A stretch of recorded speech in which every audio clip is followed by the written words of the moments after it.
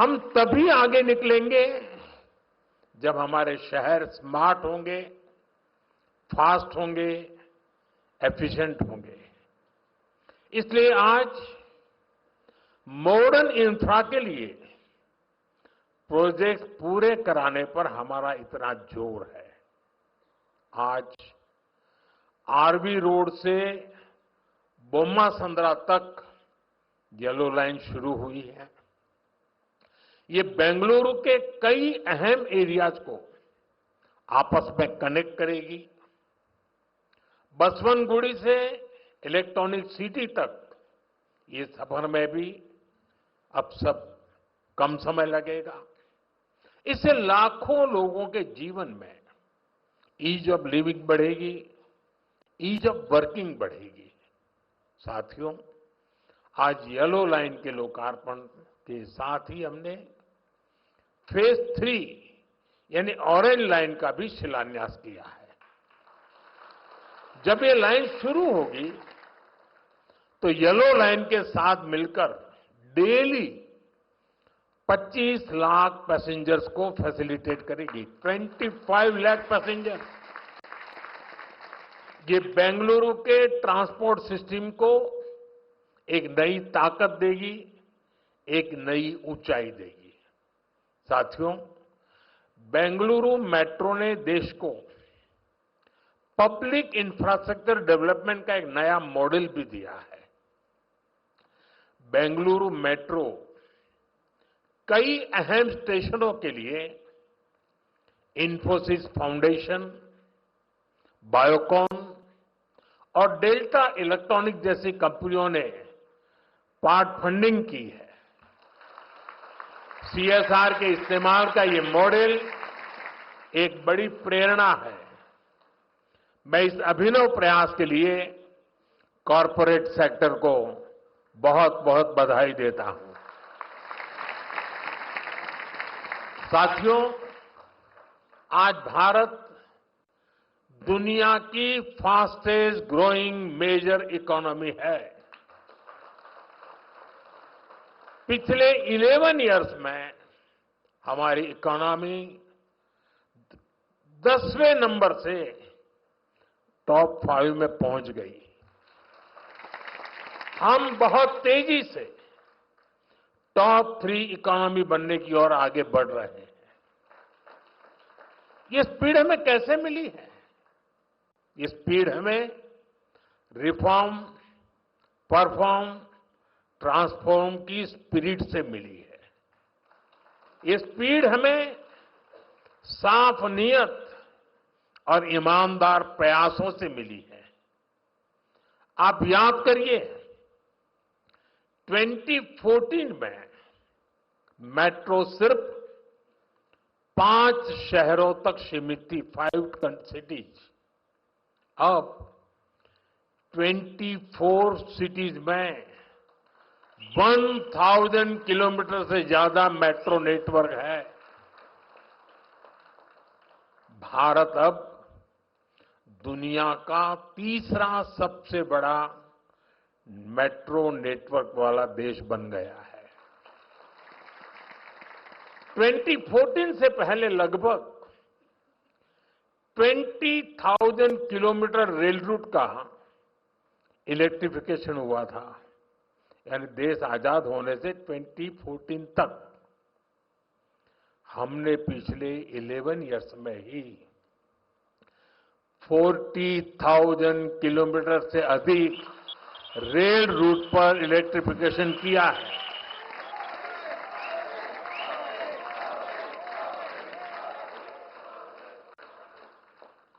साथियों, जल, थल, नभ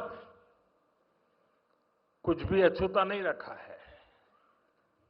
फ्रेंड, जमीन ही नहीं, देश की उपलब्धियों का परचम आसमान में भी लहरा रहा है। 2014 तक भारत में सिर्फ 74 एयरपोर्ट थे। अब इनकी संख्या बढ़कर 160 से ज्यादा हो गई है।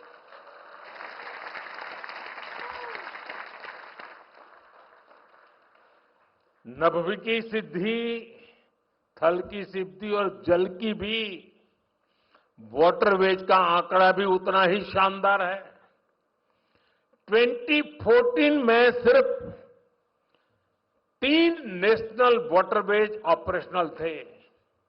अब यह संख्या बढ़कर 30 हो चुकी है। साथियों, हेल्थ और एजुकेशन सेक्टर में भी देश ने एक बड़ी जंप लगाई है। 2014 तक हमारे देश में सिर्फ 7 एम्स और 387 मेडिकल कॉलेज थे। अब 22 एम्स और 704 मेडिकल कॉलेज लोगों की सेवा में जुटे हैं। बीते 11 साल में देश में मेडिकल की 1 लाख से ज्यादा नई सीटें जुड़ी है। आप कल्पना कर सकते हैं इससे हमारे मिडिल क्लास के बच्चों को कितना फायदा है। इन 11 वर्षों में आईआईटी की संख्या भी 16 से बढ़कर 23, ट्रिपल आईटी की संख्या 9 से बढ़कर 25 और आईएम्स की संख्या 13 से बढ़कर 21 हो चुकी है। यानी आज स्टूडेंट्स के लिए हायर एजुकेशन में ज्यादा से ज्यादा मौके बन रहे हैं। साथियों, आज देश जिस गति से आगे बढ़ रहा है, उसी गति से गरीब और वंचित का जीवन भी बदल रहा है। हमने प्रधानमंत्री आवास योजना के तहत 4 करोड़ से अधिक पक्के घर दिए हैं। अब हमारी सरकार 3 करोड़ घर और बनने जा रही है। हमने सिर्फ 11 इयर्स में 12 करोड़ से अधिक टॉयलेट्स बनाए हैं। इससे देश की करोड़ों माताओं बहनों को गरिमा, स्वच्छता और सुरक्षा का अधिकार मिला है। साथियों, देश आज जिस गति से विकास कर रहा है, इसके पीछे हमारी इकोनॉमिक ग्रोथ एक बड़ा फैक्टर है। आप देखिए, 2014 से पहले भारत का टोटल एक्सपोर्ट $468 बिलियन तक पहुंचा था। आज ये $824 बिलियन हो गया है। पहले हम मोबाइल इंपोर्ट करते थे, वहीं अब हम मोबाइल हैंडसेट के टॉप 5 एक्सपोर्टर बन गए हैं। और बेंगलुरु की इसमें बहुत बड़ी भूमिका भी है। 2014 से पहले हमारा इलेक्ट्रॉनिक्स एक्सपोर्ट लगभग $6 बिलियन था। अब ये भी लगभग $38 बिलियन तक पहुंच गया। साथियों, 11 इयर्स पहले तक भारत का ऑटोमोबाइल एक्सपोर्ट लगभग $16 बिलियन था। आज ये 2 गुने से अधिक हो चुका है, डबल हो चुका है। और भारत ऑटोमोबाइल का 4था सबसे बड़ा एक्सपोर्टर बन गया है। ये उपलब्धियां आत्मनिर्भर भारत के हमारे संकल्प को मजबूती देती है। हम मिलकर आगे बढ़ेंगे और देश को विकसित बनाएंगे। साथियों, विकसित भारत न्यू इंडिया की ये यात्रा डिजिटल इंडिया के साथ कदम से कदम मिलाकर पूरी होगी। आज हम देख रहे हैं, इंडिया एआई मिशन जैसी योजनाओं से भारत ग्लोबल एआई लीडरशिप की दिशा में आगे बढ़ रहा है। सेमीकंडक्टर मिशन भी अब स्पीड पकड़ रहा है। भारत को जल्द ही मेड इन इंडिया चिप मिलने जा रही है। आज Bharat low cost, hitech space mission का ग्लोबल उदाहरण बन गया है। यानी फ्यूचरिस्टिक टेक्नोलॉजी से जुड़ी जो भी संभावनाएं हैं, भारत उन सब में आगे बढ़ रहा है। और भारत के इस एडवांसमेंट की सबसे खास बात है एम्पावरमेंट ऑफ पुअर। आप देखिए, आज देश में डिजिटाइजेशन का दायरा गांव-गांव तक पहुंच चुका है।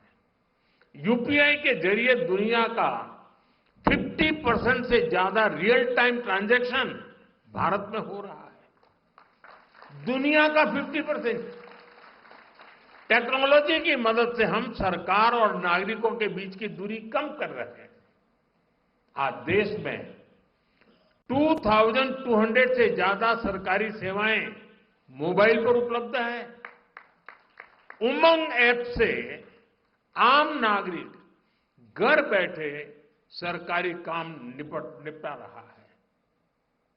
डिजी लॉकर से सरकारी प्रमाण पत्रों का झंझट खत्म हुआ है। अब हम एआई पावर्ड थ्रेट डिटेक्शन जैसी टेक्नोलॉजीज में भी निवेश कर रहे हैं। हमारा प्रयास है कि देश में डिजिटल रिवॉल्यूशन का फायदा समाज के आखिरी व्यक्ति तक पहुंचे। और इस प्रयास में बेंगलुरु पूरी सक्रियता से काम कर रहा है। साथियों, वर्तमान उपलब्धियों के बीच अब हमारी अगली बड़ी प्राथमिकता होनी चाहिए टेक आत्मनिर्भर भारत।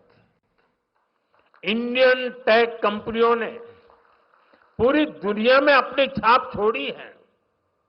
हमने पूरे वर्ल्ड के लिए सॉफ्टवेयर्स और प्रोडक्ट्स बनाए हैं। अब समय है हम भारत की जरूरतों को और ज्यादा प्रायोरिटी दें। हमें नए प्रोडक्ट्स डेवलप करने में और तेजी से आगे बढ़ना है। आज हर डोमेन में सॉफ्टवेयर और ऐप्स का इस्तेमाल हो रहा है। इसमें भारत नई ऊंचाई पर पहुंचे, ये बहुत जरूरी है।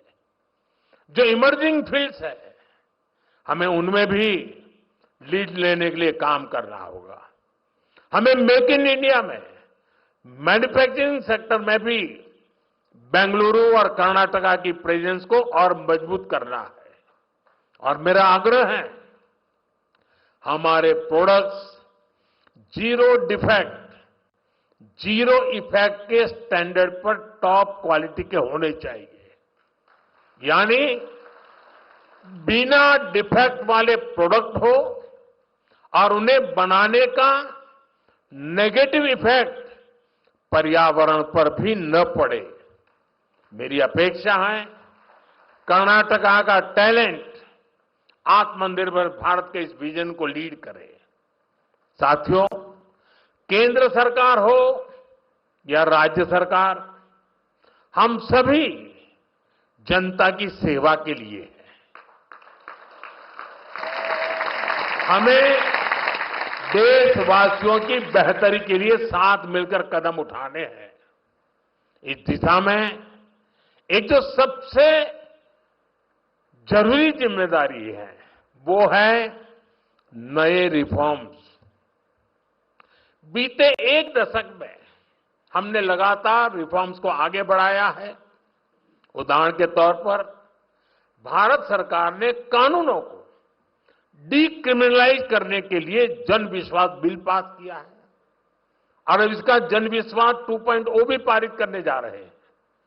राज्य सरकारें भी ऐसे कानूनों की पहचान कर सकती हैं जिनमें अनावश्यक आपराधिक प्रावधान हैं, उन्हें खत्म किया जा सकता है। हम मिशन कर्मयोगी चला रहे हैं ताकि सरकारी कर्मचारियों को कॉम्पिटेंसी बेस्ड ट्रेनिंग दी जा सके। राज्य भी अपने अधिकारियों के लिए इस लर्निंग फ्रेमवर्क को अपना सकते हैं। हमने एस्पिरेशनल डिस्ट्रिक्ट प्रोग्राम और एस्पिरेशनल ब्लॉक प्रोग्राम पर बहुत जोर दिया है। राज्य भी इसी तरह अपने यहां ऐसे क्षेत्रों की पहचान कर सकते हैं जिन्हें विशेष ध्यान की आवश्यकता है। हमें राज्य सरकार के स्तर पर भी नए रिफॉर्म्स को लगातार पुश करना चाहिए। मुझे विश्वास है हमारे ये साझे प्रयास कर्नाटका को विकास की नई ऊंचाई पर ले जाएंगे। हम साथ मिलकर विकसित भारत के संकल्प को पूरा करेंगे।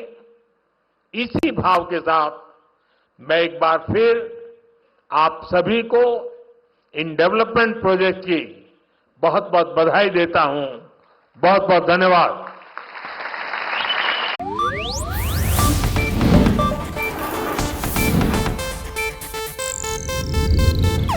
ಇದು ಏಷ್ಯಾನೆಟ್ ನ್ಯೂಸ್ ನೆಟ್ವರ್ಕ್ ಪ್ರಸ್ತುತಿ।